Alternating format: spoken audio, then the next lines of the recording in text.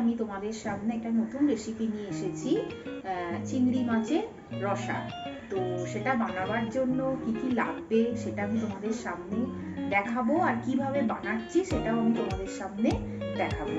তো তোমরা আমার সাথে একটু থেকো, আর এই ভিডিওটা যদি তোমাদের ভালো থাকে অনেক অনেক শেয়ার করো, লাইক করো আর কমেন্টস করো। আর যারা আমার এই ভিডিওটাতে অলরেডি সাবস্ক্রাইব করে দিয়েছো তাদের জন্য অসংখ্য ধন্যবাদ। আর যারা করতে বাকি আছে তারা কিন্তু ঝটাফট আমার এই চ্যানেলটাকে সাবস্ক্রাইব করে দিও। তো চলো, আর আমি দেরি করছি না, আমার এই রেসিপিটা শুরু করে দিচ্ছি। চলো।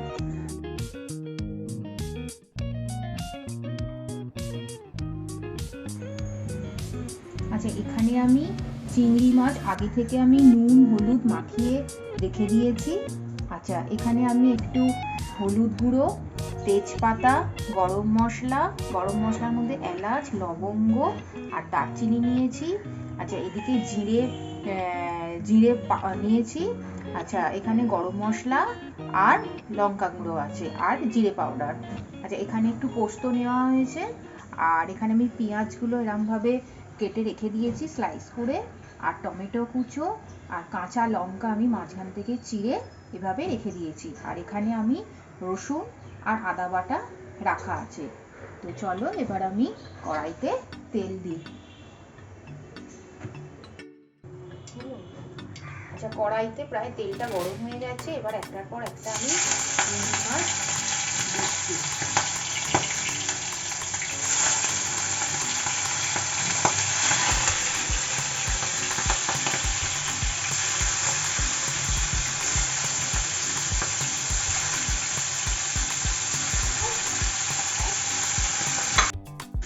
চিংড়ি মাছটা আমার অলরেডি এক পিঠ ভাজা হয়ে গেছে।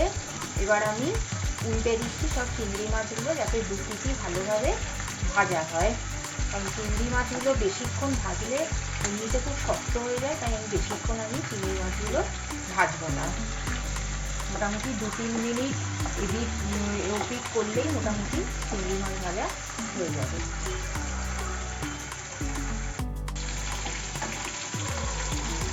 আচ্ছা, চিংড়ি মাছগুলো আমার অলরেডি ভাজা হয়ে গেছে। আবার আমি একটা প্লেটে একটা একটা করে চিংড়ি মাছ তুলে রাখছি। এরপর আমি আরেকটু তেল দেবো, তারপর তেল দিয়ে আস্তে আস্তে মশলাগুলো দিয়ে চিংড়ি মাছটা লাস্টে আমি আবার দেবো।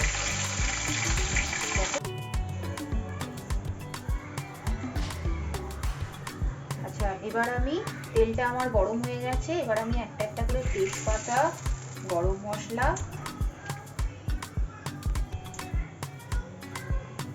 আর একটু জিরে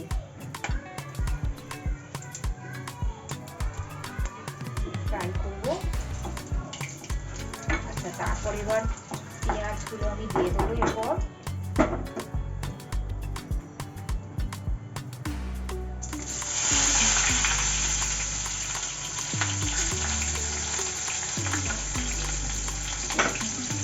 এটা আমি মিডিয়াম ফ্লেমেতে করছি, মিডিয়াম ফ্লেমেতে। তো পেঁয়াজগুলো আমাকে দেখতে হবে যাতে ভালোভাবে ভাজা হয় আর যাতে ব্রাউন কালারটা আসে, ততক্ষণ পর্যন্ত আমি পেঁয়াজগুলোকে নেড়ে যাব।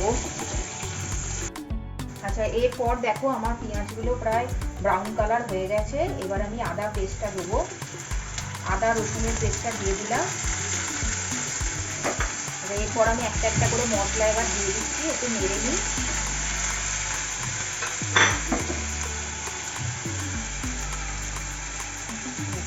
লঙ্কা গুঁড়ো দিয়ে দিলাম, জিরে পাউডার দিয়ে দিলাম, একটু হলুদ দিয়ে দিলাম।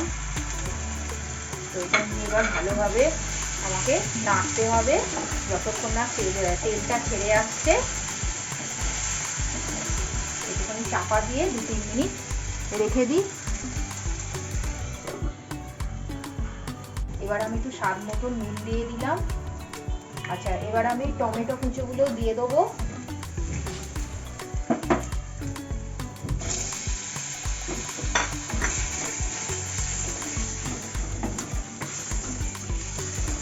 চাপা দিয়ে রাখি যাতে টমেটোগুলো নরম হয়।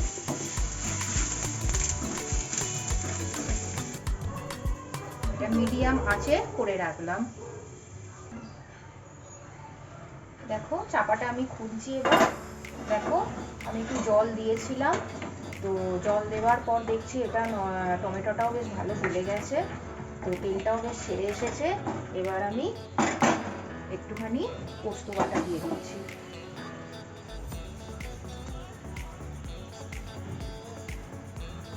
দিয়ে আবার আমাদেরকে একটু ভালো করে কষতে হবে। গ্যাসটা একটু বাড়িয়ে দিই।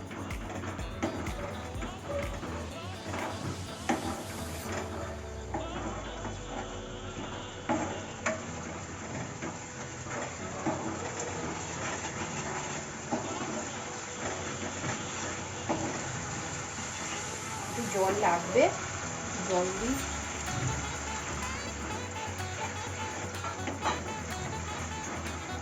এবার আমি চিংড়ি মাছগুলো দিয়ে দিচ্ছি।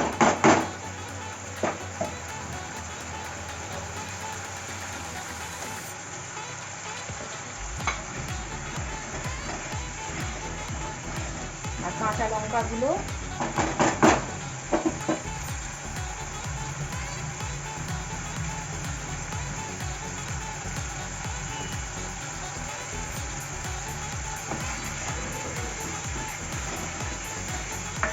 দিয়ে দিলাম। আর সবার শেষে আমি গরম মশলাটা দিয়ে দেবো।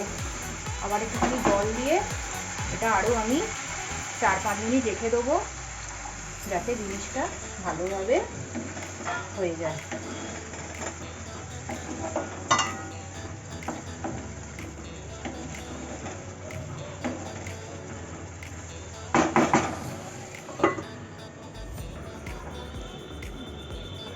এবার আমার মনে হয় অলরেডি মানে হয়ে গেছে।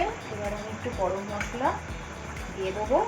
আর এটা যেহেতু ভাতের সাথে খাবো, তাই একটু জুস না হলে তো খাওয়া যায় না, তো তাই একটুখানি জুস করে রেখে দেবো। তো তোমরা চাইলে এটাকে তোমরা একটুখানি ড্রাইও করতে পারো। তো আরও কিছুক্ষণ আমি এটা রেখে দেবো, একটু যাতে জলটা কমে আসে।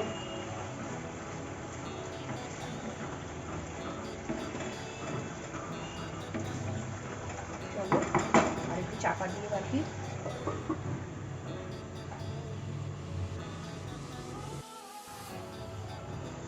দেখো আমার অলরেডি কমপ্লিট হয়ে গেছে, প্রায় ড্রাই হয়ে গেছে।